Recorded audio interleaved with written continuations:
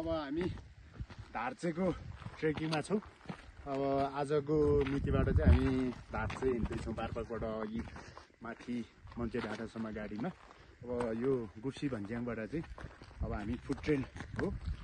हाम्रो 15 जनाको टोली छन्। अब अहिले चाहिँ म अगाडि, म गाइड जस्तै हो फेरि हैन, व्यवसाय नभए पनि यो एरियाको भूगोल यहाँको चाहिँ पर्यटकीय सम्भावनाहरूलाई चाहिँ यसो जानकारीमूलक रूपमा चाहिँ हामी भिडियो बनाउँदै जानेछौँ।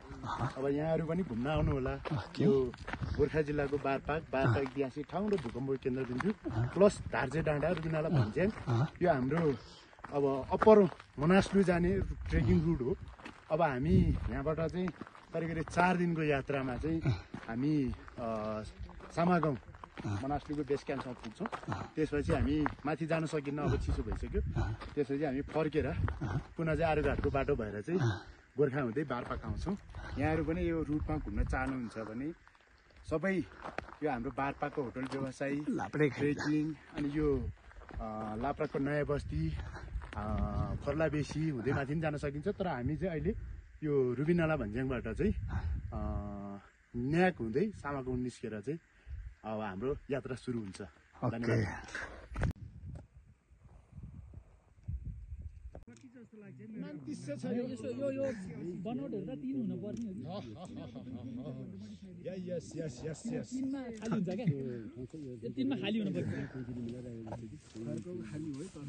सबै खर्क हैन?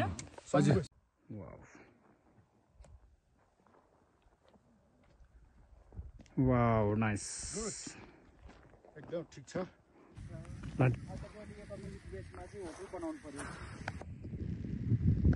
Wow nice.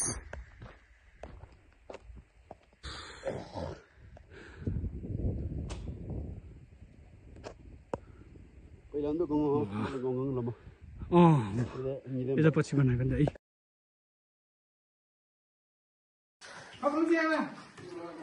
ओहो क्यामेराम्यान, हामी भात बजाउँदैछु यो भात। ओहो खतरा छ नि त हौ।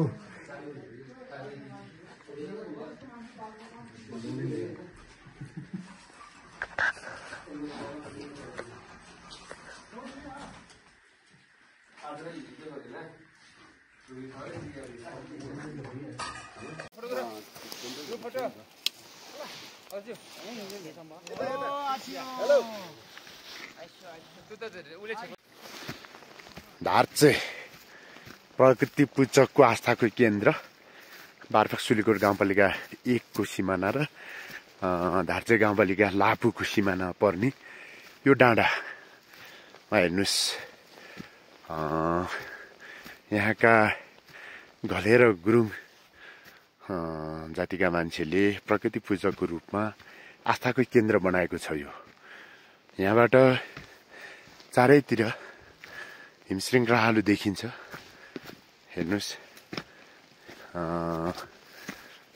यता गणेश हिमाल, सिरिङ्गी हिमाल, यो बौद्ध हिमाल, पछाडि सानो देखिने चाहिँ मनासलुको राइट पिक रहेछ यो धौलागिरी। यताबाट तल बारपाक आउने बाटो, बारपाक गाउँ मम्चे डाँडा, यता सिरान डाँडादेखि तल पालुङ टारसम्म देखिन्छ भने यता सल्यान टार, धादिङ, साइडमा उता माछापुच्छ्रे सबै देखिने हिमश्रृङ्खलाहरू रहेको छ।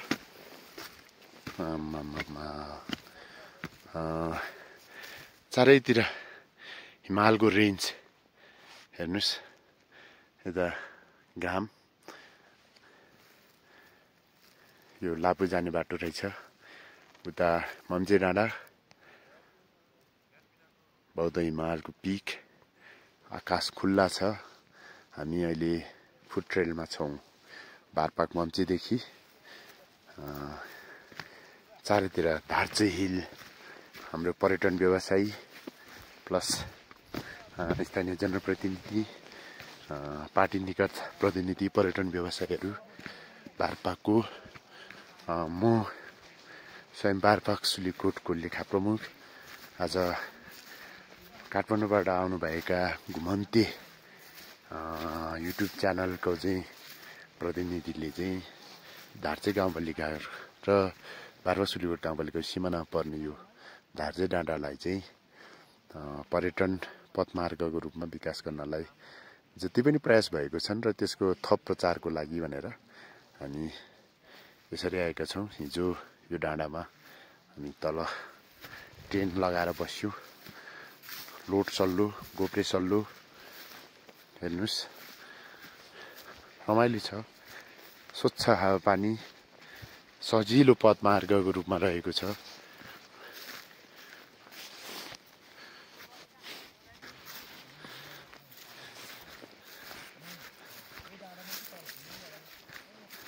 आउनुहोस् दर्शक महानुभावहरू, यो धार्चे डाँडाको हेर्नुहोस् धार्चे हिल यो हाउरीले भत्किएको हो कि यो पर्यटकीय संरचनामा भुतुर लाग्या हो, भत्किएको छ। यसलाई पनि मर्मत गर्नुपर्ने देखिन्छ। साथीहरू सबै नतमस्तक रूपमा फोटो भिडियो लिँदैछन्। हेर्नुहोस् फोटो खिचिरहेको छ।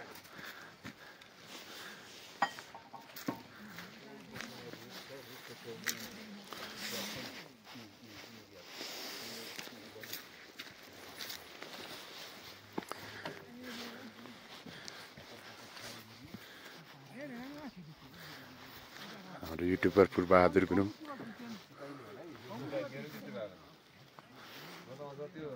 हेर्नुहोस् थकाइ लागेको चाहिँ होइन रे, थकाइ लाग्यो होइन, खालि बसेको हेर्नु न। गर्मी भए पनि होइन रे कि फेरि सबै चिसो भएर बसेर छ। मान्छे चाहिँ अल्छी चाहिँ होइन, तर खुट्टा अल्छी भएछ। यस्तै हो। ट्रेकिङ जाने अरे सगरमाथा चढ्ने भनिरहेको नि, यहाँ सिडी चढ्न सके छैन। वहाँ हेर्नु त फेरि अक्सिजन त्यसरी छेकाएर अनि कहाँबाट हिँड्न सकिन्छ हौ दाजु?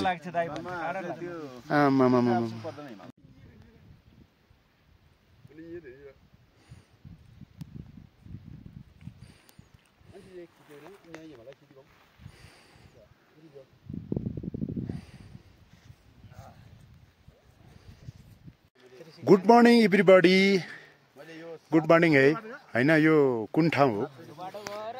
ओहो यो ठाउँ त हेर्नु त पारी हाम्रो ट्रेकिङको साथीहरू, चारैतिर हिमाल। हेर्नुहोस् वडाध्यक्षज्यू पूर्वबहादुर युट्युबर खेमबहादुर घले भेना हाम्रो साथीहरू। हेर्नुहोस् धार्चे डाँडाको सुम्बै खर्ग भन्ने ठाउँ, यो एकदम रमाइलो ठाउँ। हेर्नुहोस् सबैले आफ्नो डिजिटल क्यामेराबाट चाहिँ कैद गर्दैछ। साह्रै रमणीय। अहिले यो बेला हामी यहाँ आइपुग्दाखेरि मम्चे डाँडा हेर्नुहोस्, बौद्ध हिमाल, रुबिनाला भन्च्याङ, त्यो सानो पछाडि देखेको चाहिँ मनास्लु हो। मनास्लुको एउटा पाटो यहाँ देखिन्छ। यहाँबाट चाहिँ हाम्रो फिस्टेल देखिन्छ। यो हेर्नुहोस् अब सनसेट हुन लाग्छ। यो हामी अहिले 2900 मिटर उचाइमा छौँ। यो ओलाजुङ डाँडा, यो धार्चे डाँडा। अब हेर्नुहोस् सल्लु गोप्रे सल्लु।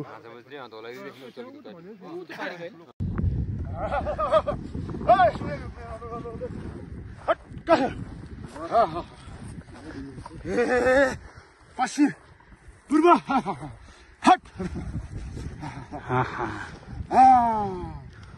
यहाँको सिमेन्ट साथीभाइले जुट गरेको छ। यसलाई चखाउनु पर्छ। यहाँ प्रभु पनि हारेको छ, त्यही भएर अघि चबालेर आज मुख ल। अब हामी अहिले चाहिँ यहाँ बिहान यो घाममा ठ्याक्कै धार्चे डाँडा आइपुग्दाखेरि सनराइजहरू, यो डाँडा काँडा, यो हाम्रो पारपाक लाप्राक अन्तर्गतको हिमालहरू, रिङ्गी हिमाल, यो सम्पूर्ण चाहिँ हिम श्रृङ्खला छन्। यो पूर्वदेखिको हिम श्रृङ्खला र यो पश्चिम चाहिँ धौलागिरीसम्मको हिम श्रृङ्खलाहरू छन्।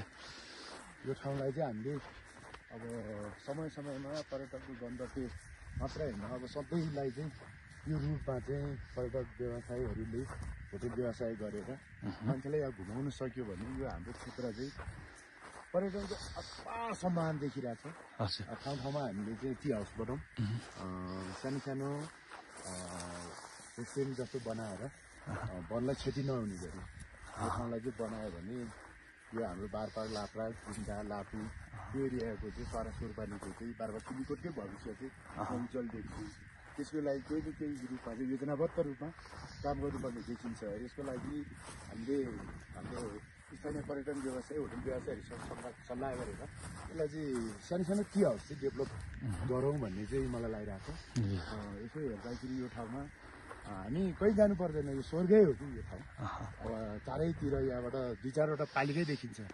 अब टाढाको रेन्ज भन्ने हो भने जति पनि छन्, अब उता लामटाङसँग देखिने रहेछ, यता मनासलु, उता धौलागिरी, तराईतिर हेर्ने भने चितवन, यो तनहुको चाहिँ माथि छिम्केश्वरी डाँडा पनि देखिरहेछ। यो भएको कारणले यो ठाउँलाई चाहिँ हामीले अब पर्यटन हबको रूपमा टी हाउसहरू बनाएर हामी स्थानीयहरू मिलेर टी हाउस बनाऊँ।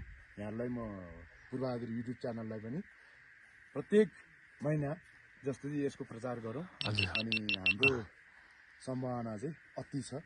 त्यसको लागि सम्पूर्णलाई म अनुरोध गर्न चाहन्छु। धन्यवाद।